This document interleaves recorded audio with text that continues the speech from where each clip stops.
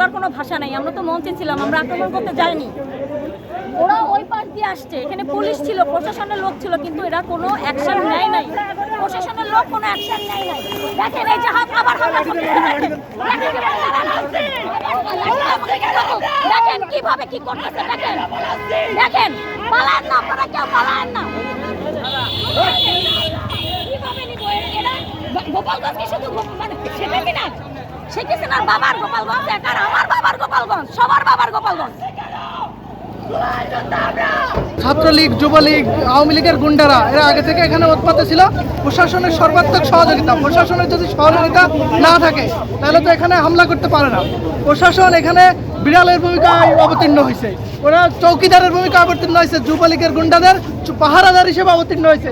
ওরা যখন এই কালভার্ট দিয়ে আসে, ওরা পুলিশ বাহিনী যারা নিরাপত্তা, আমার জনগণের নিরাপত্তা দেবে, তারা দৌড়ানো শুরু করছে। ওরা রামদা ককটেল নিয়ে হামলা করেছে। আমরা সেটাকে প্রতিরোধ করেছি। আমরা চাই যে পুলিশের যে এসপি আছে এখানকার, তার জন্য এটা দ্রুত বিচারের আওতায় আনে। এই আমরা এনসিপির কাছে আহ্বান জানাইছি, স্বরাষ্ট্র মন্ত্রণালয় এটা দেখভাল করবে।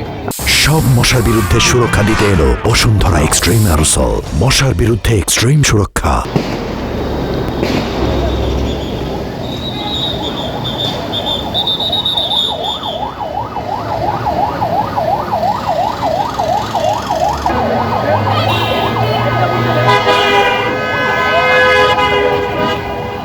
গোপালগঞ্জের যে মানুষ বৈষম্যের শিকার না হোক, আজকের যে শান্তিপূর্ণ পদযাত্রা ছিল এনসিপির পার্টি, জাতীয় নাগরিক পার্টি থেকে, তো আমরা চেয়েছিলাম যে শান্তিপূর্ণভাবে এই পদযাত্রাটি শেষ হোক, সম্পূর্ণ হোক।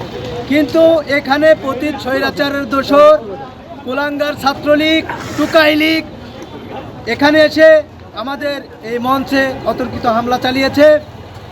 আমরা প্রতিবাদের সুরে বলতে চাই, এই গোপালগঞ্জের মাটিতে কোনো পতিত স্বৈরাচারের কোনো দোসর, ছাত্রলীগের কোনো কুলাঙ্গার এই গোপালগঞ্জের মাটিতে থাকতে পারবে না।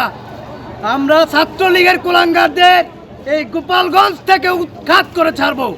ইনকিলাব জিন্দাবাদ।